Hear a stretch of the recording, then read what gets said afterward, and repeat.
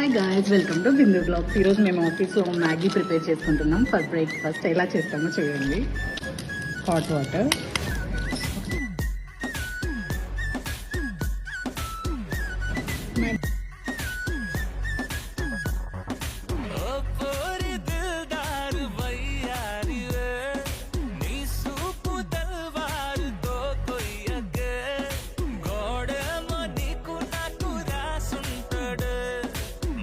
జోడి ఒకటైతే మేడుంటది.